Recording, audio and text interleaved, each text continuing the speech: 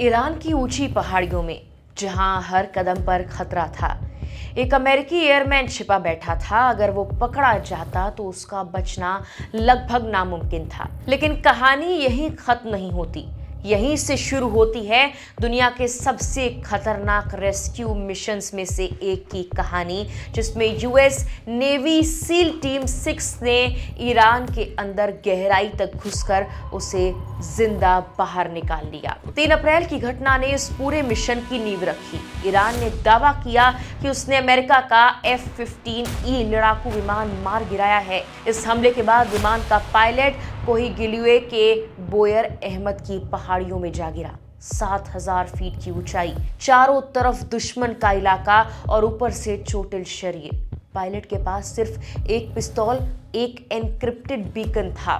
उसी बीकन के सहारे वो उम्मीद लगाए बैठा था कि कोई उसे ढूंढने आएगा। लेकिन दूसरी तरफ ईरान भी पूरी ताकत से उसे तलाश रहा था। ईरानी टीवी पर उसकी गिरफ्तारी के लिए इनाम तक घोषित कर दिया गया। खोजी दल पहाड़ियों को खंगाल रहे थे और हर गुजरते मिनट के साथ खतरा बढ़ता जा रहा था। ऐसे में समय के खिलाफ एक दौड़ शुरू हो चुकी थी। इसी बीच CIA ने एक चौंकाने वाली चाल चली। ईरानी खोज दलों को गुमराह करने के लिए एक फ्रॉड ऑपरेशन चलाया गया। झूठे संकेत, नकली मूवमेंट और भटकाने वाली सूचनाएं। इसका मकसद था ईरान की नजरें असली लोकेशन से हटाना, ताकि रेस्क्यू टीम को अंदर घुसने का मौका मिल पाए। रेस्क्यू मिशन की तैयारी बेहद खामोशी और सटीकता के साथ की गई। इस्फहान से करीब 50 किलोमीटर दूर ईरान के अंदर ही एक सुनसान हवाई पट्टी को बेस बनाया गया। यहाँ 2 MC-130J ट्रांसपोर्ट विमान और night stalker AH-6 little bird helicopter तैनात किए गए। यह ऑपरेशन किसी फिल्मी सीन से कम नहीं था। हर कदम पर रिस्क, हर सेकंड में जान का खतरा। लेकिन मिशन इतना आसान नहीं था। जैसे ही ऑपरेशन शुरू हुआ, दोनों ट्रांसपोर्ट विमान तकनीकी दिक्कत में फंस गए।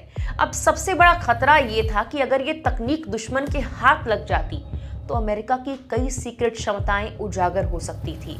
इसीलिए कमांडो ने एक बड़ा फैसला लिया। उन्होंने खुद ही उन विमानों के सीक्रेट सिस्टम और सॉफ्टवेयर को धमाके से नष्ट कर दिया। विमानों के नष्ट होने के बाद स्थिति और गंभीर हो गई।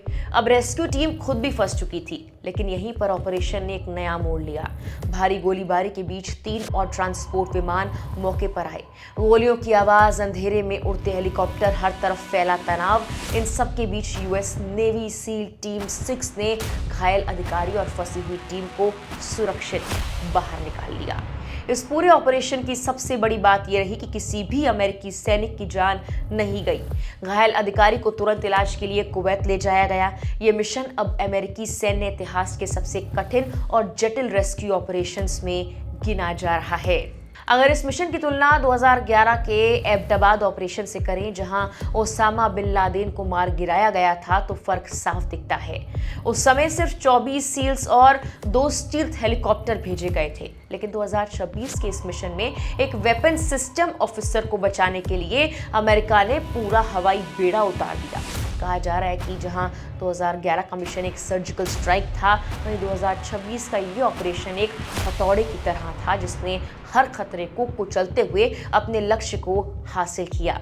लेकिन इस कहानी का एक और दिलचस्प पहलू है, और वो है ईरान से इसका ऐतिहासिक जुड़ाव।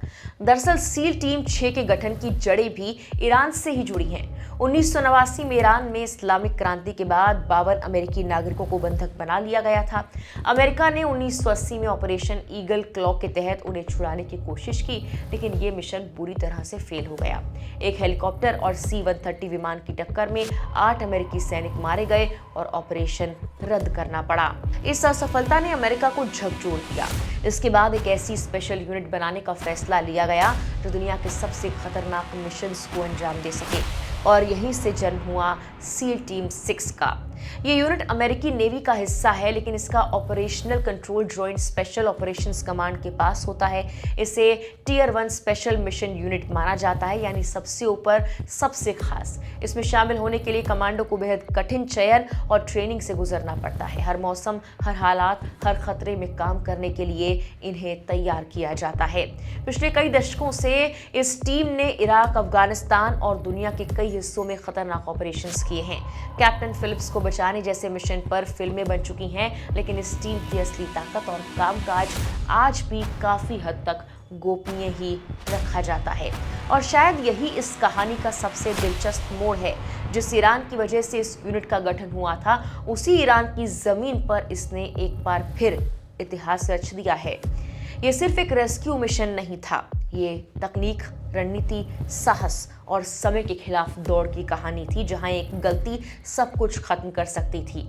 लेकिन आखिर में जीत उसी की हुई जिसने हार मानने से इनकार कर दिया। फिलहाल के लिए इस वीडियो में इतना ही।